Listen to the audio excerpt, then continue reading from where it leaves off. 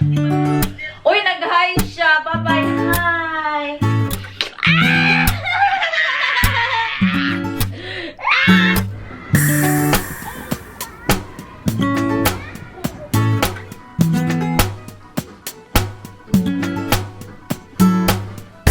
So, mga lalab, andito na tayo sa baba.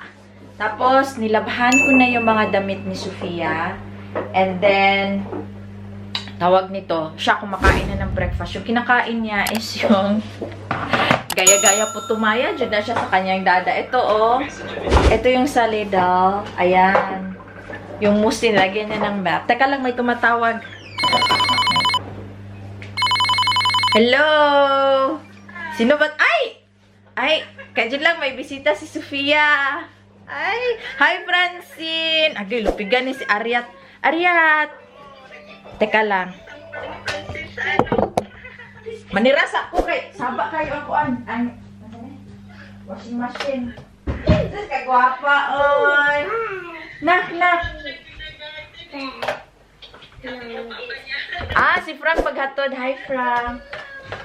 Nak. Say hi. I-turn off sa gud na be. Turn off sa na. Say hi to Francine anak. Agoy, Inglesira nak, Inglesira. Hello, do you still remember Francine? Inglesira, lisuda, oy. Mabisaya, kalo, oy. Nak, say hi, anak. Uy, nag-hi siya. Bye-bye, hi. Anak, nabahaw pa magod ni. Say hi, baby. Kira. Nak, say hi to Francine, anak. Agoy, ang naong. Agoy, ang naong. Say bye-bye na. Oh, pareha na. Blondie. Sige na. Hi, Francine. Kiss na. Blind kiss, Francine. No, this for you. Kiss, mama. Kiss, mama. Ma. Yeah. Wow! Roar. What's that? A cheetah. Do you see that animal? It's a cougar. Cat! Big cat. Wow! Jaguar! So, mga lalabs, tapos na yung damit ni Sofia. Paglalaba, ayun. Teka lang. Tapos, dalhin ko muna sa taas. Habang kumakain pa yung isa dito. At saka, busy pa siya. Ay, hindi. Narinig niya ako. Okay, go up, anak. Come. Come. Help, mama. Come. Ay, bit-bit yung pagkain niya. Come. Go up. Yes? All up. Hold. Ayan. Slowly. Ayan, akyat kami. Ay, siya nga pala mga lalabs. Yung ano pala, yung kausap namin kanina. Vlogger din yon, taga Germany, Filipina, Bisaya din. Sa ano niya, check niyo yung channel niya, Frau Jen. Ililink ko dito, nagkita na kami dati kasama si Bana tsaka yung anak niya, pero hindi pa namin na-meet si Francis, yung ano, yung pinakabunso niya kasi kakapanganak lang niya. Hindi pa kami nag-meet, hindi ng anak niya. Ang gulo. Teka lang. Tapos, yun, nag-video chat sila ni Francine para naman may contact silang dalawa. Contact! May communication sila ba? Kasi, naglaro din sila dati. Yung maliliit pa sila. Si Francine, nakakaano na si sentence. Yung si Sofia, wala. Pero nakakaintindi naman yung anak ko. Wag nak, mama, do that na. Yeah. It's wet. Hanap na naman niya yung... It's wet, anak. Ang gulo lang ka. Yeah, that's all your things. Kasi nakita niya yung blanket niya. Mama will have there a new blanket. There in the cabinet. Get in the cabinet. There's a blanket there. Yeah, it's in the cabinet. Your blanket, anak. Nilabhan ko pala itong mga lalabs. Oh, yung owl kasi puno ng laway. Laway ni Sofia at siya lakalaway ko. Wait, sa anak. So, ayun. Teka lang. Wait. Nakita na naman niya isa. Yan na, nag-wild na. Teka lang, kunan ko muna siya ng isa. Kasi nag-wild na. Yeah, come. Mama give you another one. Yes, here, baby.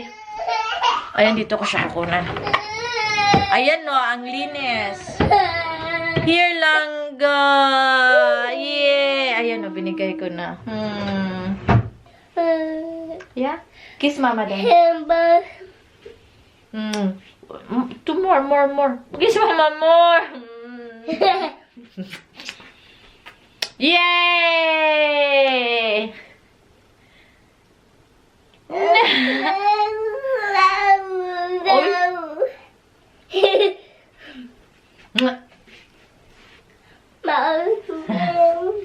Sus, kakawala ng pagod yung mahalik ng bata, no? Kiss mama, kiss mama.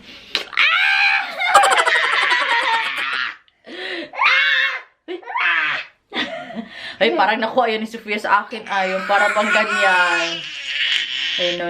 That is enough, yeah? Embrace, mama. Embrace, mama. Okay? Yeah. Happy na siya kasi cuddly, ano niya yan eh. Cuddly, parang cuddly blanket niya. Kailangan niya talagang, mahawakan. Kasi namimiss niya talaga. Tsaka yung bunny. Buti na lang may bunny din siya. Pero dapat talaga may blanket. Iiyak yan, di makatulog pag walang blanket. Unless kung talagang, yung parang tulog na, antok na, tulog, grabe. Antok na antok. So, uy.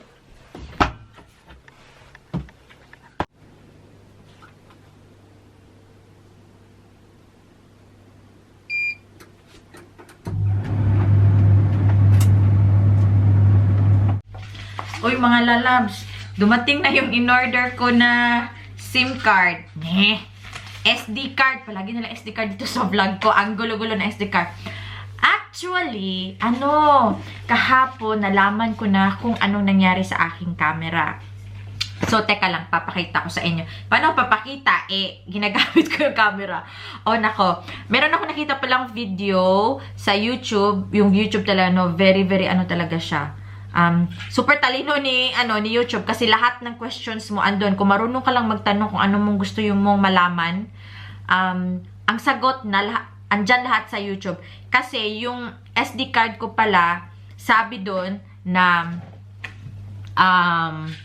'di ba kahit dinilit mo na yung files mo doon, kahit wala nang laman, sinasabi pa rin na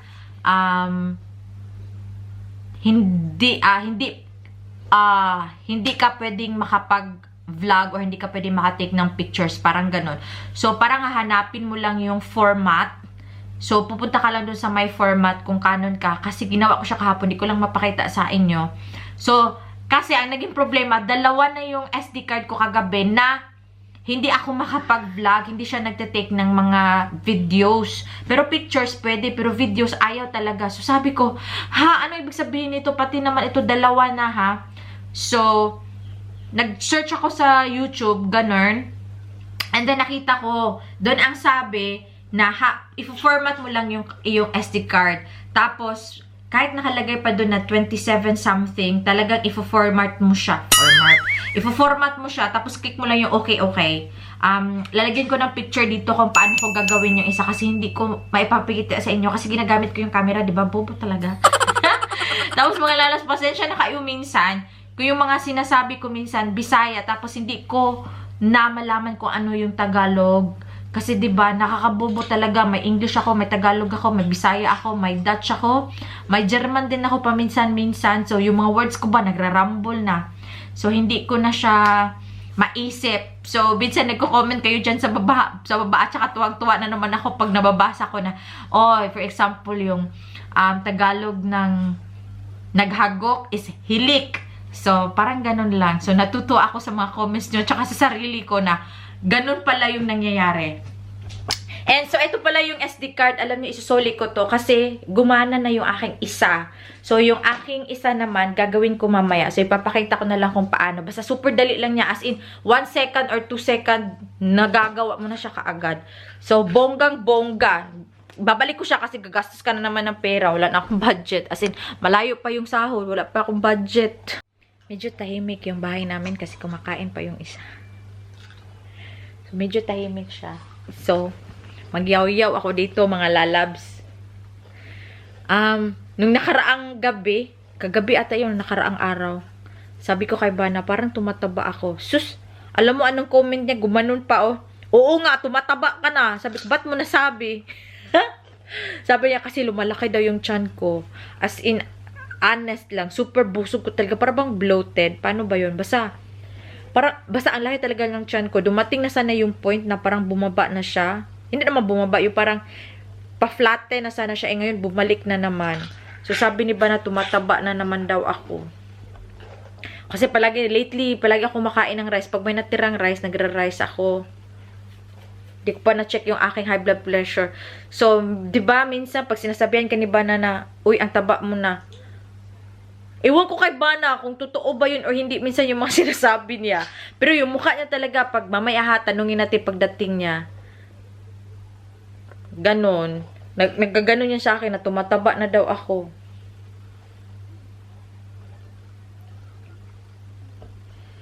So, magpapayat na naman tayo mga lalabs kasi malapit na yung Christmas. Tsaka minsan, for example, di ba? Kasi ngayon, nagkakaproblema din ako kasi yung mga t-shirt ko, hindi na din magkasya. Magkasya naman siya, pero talaga gano'n, parang gano'n ba? Tapos, Bana pagsabi, sweetheart, am I getting sexier? Maano siya, no, you're fat. And tapos sabi niya, yung mukha ko daw gano'n, no? Tapos sabi daw, kaya pala naisip ko din dati, yung yung after ko nang nanganak kay Sofia, mga 6 months pa, ganun. Pero sabi naman sa akin, bababa din daw yan, pero hindi agad-agad. Yung para bang... Mama. Yeah. Yeah. Pero sabi niya, teka lang. Kasi ako talaga yung pag kumain ako ng madami, kami na family, pag kumain kami ng madami, talagang tataba kami. Kaya mahirap mag-lose weight kasi kami, yung parang yung jeans namin ba? Jeans! 'Di ba sabi nila pag may tinatanong ako, uy, kahit kumakain ka, hindi ka naman tumataba, sabi nila sa jeans daw. So sa amin naman na family, pag medyo nakakain kami ng madami, talagang madali kaming mag-gain ng ng timbang. Tapos minsan nakaka-offend lang ba kay Bana? Kasi Bana mo yan, no? Minsan din mag-isip ka din na dapat you're pleasing to the eyes. Meron nga dati i-share ko sa inyo dati pala, naalala ko, yung napunta kami sa Belgium sa isang kaibigan namin. It was summertime, and then, nag-barbecue kami, ganon. Tapos, naka-shorts lang ako.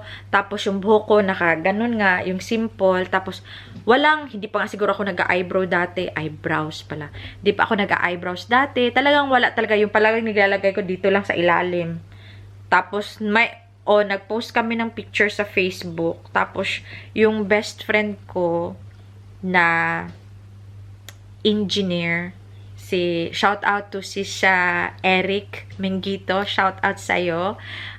Nag-comment siya doon, sabi niya na, sis, kahit lipstick lang daw. Kasi putlang-putla daw ako, tapos sana daw mag-makeup ako, or ganon. Medyo daw yung para bang magpaganda daw ng konti. As in, maganda naman ako. So, dapat i-maximize pa natin, i-level up pa natin yung ating, yung kagandahan. Yung parang ganun yung ibig niyang sabihin. Kasi, college, magkasama na kami, roommates kami, ganun.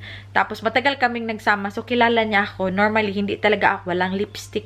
Makita, wala talaga ako mga makeups. Wala akong koleksyon ng mga makeups talaga. Dati pa, hindi ako mahilig sa hindi ako kikay. For short, hindi ako kikay. So, parang tomboy ako na ganun. Marami akong friends na mga lalaki. So, di natin yung pag-usapan. So, yun. Tapos meron pa kaming mga more on messages. Parang na private na ata yun. Sabi niya, baka daw, maghanap daw siya ng iba. So, as a friend, hindi ko yun minasama, ha. Hindi naman yun masama. Parang nag-advise lang siya na konting lang din, pagganda sa sarili. Pero kasi, parang lang kasi yun casual lang na kumain sa ibang bahay. Yung kakilala ko din is very close ko. So, hindi naman siya talagang special, kami lang naman din yung bisita. So, parang, hindi naman ako nag-ayos. Parang shorts lang, t-shirt, tsaka slipper. Yun lang. Tsaka walang lipstick, walang lip gloss, walang lip balm. Wala. Dito lang talaga laging nilalagyan ko. Yung kilay ko, ganyan lang yan dati.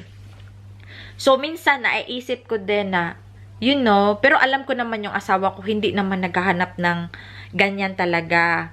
Yung bang, kailangan talaga kahit sa bahay, nakalipstick ka, nakapustura ka, or kailangan talaga, ganun. Pero di ba minsan naisip ko din, na-realize ko din na, hindi na tayo bumabata, hindi na tayo kagandahan. May sarili akong ganda, wag na kayong mag-ano dyan. So, kaya, di ba, kailangan din siguro natin paminsan-minsan. Pero alam ko naman, hindi, wag kayo maging confident talaga na yung mga asawa natin hindi maghanap ng iba. Kasi, hindi mo alam. Kahit pa yung makita niya, hindi mas maganda sa'yo, baka may makita siya na iba, no? May mga ibang aspect dyan na ganyan. Diba? Yung pagmahal-mahal lang talaga at saka trust sa pang-asawa natin yung talaga kailangan natin para magstay yung relationship. Diba? Minsan nakakatakot din isipin. Pero, as a Filipina, minsan, di yan nawawala sa akin talaga. Sa akin, hindi yan nawawala na, OMG, yung mga kakilala ko nga, matagal na sila. Kahit 10 years, 15 years, naghiwalay, nasya ka lang, meron na palang mga nangyayari doon. Tapos, iniwan na nila yung family niya kahit may anak, kasi sumama sa iba. Tapos, pag nakita mo naman yung picture, super ganda at saka super sexy. So, sino bang hindi mawiwindang? So, dapat din konti, paminsan-minsan, kahit naman, ako naman naliligo ako palagi. Basta maligo ka na lang, 'di ba? Basta maligo ka, mabango. Yun, pero minsan din kailangan din natin doon. Nakikita nyo, yung ako pag dito lang sa bahay, yung t-shirt ko paulit-ulit, yung gray. Eto, yung pink. Tapos minsan yung pink pa na stripes. Tapos yung t-shirt na white kasi yan yung mga comfy ko. Ganon. Kasi si Bana may itsura, 'di ba? May itsura naman yung asawa ko. So may chance pa yan na makahanap ng iba. Ako yun talaga ang kinakatakot ko ba? So, sabi nga nila dun sa mga comment na, be observant, ilagay sa lugar ang pagsiselos. So, agring-agree ako dyan. Yung mga comments nyo dyan, natutuwa ako kasi nakaka-relate din ako at saka nakaka-realize ako na eto pala, maganda. Meron ako mga options ba? So, maganda yung nagko-comment kayo dyan kasi nagagamit ko siya na, for example, yung sabi ni Ma'am, nasabi ata yun ni Ma'am Carolina Andres, sabi niya na pag nagluto ka ng isda, or basta may nagsabi nun, if I'm mistaken, I'm so sorry. Basta may nag-comment na sabi niya pag nagluto ka ng isda sa bahay, or pag nagprito ka, buksan mo yung yung mga bintana, tapos magligay ka ng candle at tubig. Di ba yung mga ganun na bagay? Yun, ginagawa ko yun sila kasi nababasa ko at alam ko yung iba dyan na experience ninyo, mga experience din ninyo sa buhay, yun, nadadala nyo. Tapos yung kay Sofia, yan no, nagsasalita, hindi daw kasi may ibang bata na late yung development. Hay nako, mapuputol naman tayo, nagbe-blink siya. So mga lalabs, andito kami sa playground, kung nakikita nyo yan, mura lang dito. So parang pwede din ditong yung parang children's party or birthday.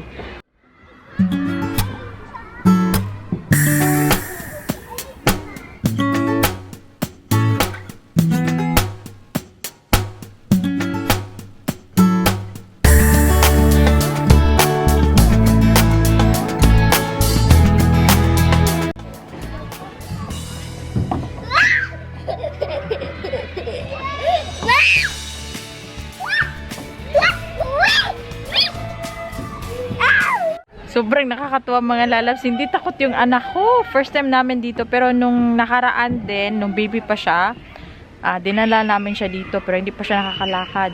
Tapos one time din silang dalawa na ama niya. Pero ngayon, kami namang dalawa. So ang galing. Gusto ko sanang bilhan siya ng tawag nito? Lunch. Pero mahirap kasi naglalaro. Baka ayaw niya. So tubig lang yung dala ko. Alas 2 na mura dito, nasa €1.25 lang yung bayad. So, ang daming laruan.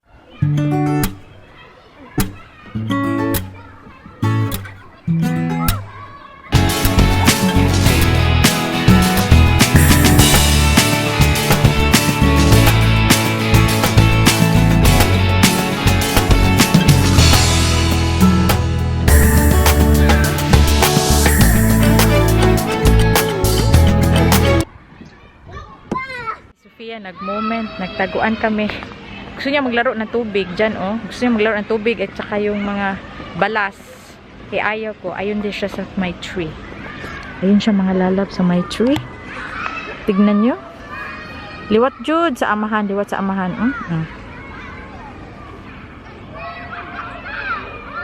Ala, umalis. Kita niya ako nagkamera, oh.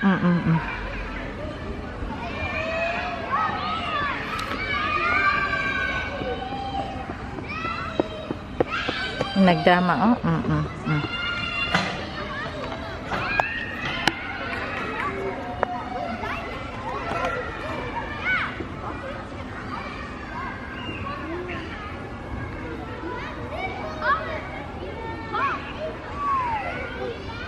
Nanap na ako, nanap.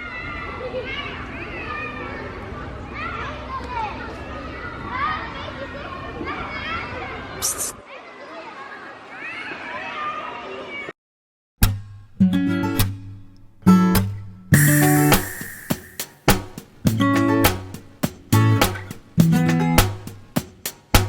Sinusunod ko si Sofia kasi ang daming wasp ba. Tapos natakot ako pag makagat yan. Malaking problema ko. Tapos pag mahulog, mapiang. Sus. No, baby. No. Down. Sofia. No. Ano ba? Tignan nyo yung ginagawa niya. No. Tinatry talaga niya na ano. No, anak. There's more. Kaya ganun. So, napansin ko din dito, yung sa mga mga ina, parang hinahayaan na lang nila yung bata na maglaro, hindi naman nila yung sunusunod, pero depende siguro sa sa edad ng bata. Ko mga lalabs, parang pinabayaan lang nila, hindi katulad talaga sa mga Pilipino, hala, sunod ng mga yaya. Dito parang independent yung mga bata. Sofia, what you doing? Independent yung mga bata. A few moments later. So, andito na pala kami sa bahay mga lalabs. Hindi na ako nakapag-vlog pa uwi kasi karga ko si Sofia sa likod. Hindi siya marunong yung bang sungay sa Bisaya. Dito sa likod, hindi siya marunong kasi gumaganon siya. So, mga few seconds sungay, tapos may manam dito sa gilid, tapos karga ko pa yung yung bike niya. Ay, napagod ako. Talagang napagod. Tapos, naligo na kaming dalawa. Kasi, para bang alimuot ba, pero hindi ako nag-shampoo ha, binasa ko lang ba, parang nag-rinse lang ako, tapos yung katawan ko, para mabugnawan, tapos andito na si Bana, nag-request ako na KFC, so ito yung bucket namin, ayan, siya, 10 euro, 6 tenders, 6 tenders, 6 hot wings, at saka 4-piece chicken. Sabi niya, sabi ko, tama na yung 10 euro. Huwag ka nang daming order, lalang pira. Order, tama na yung 10 euro. Tapos ngayon, nagluluto na lang ako ng fries. Kasi pag bibili ko ng fries, lalong lalaki yung babayaran. So, kaya ganun. Kaya ganun.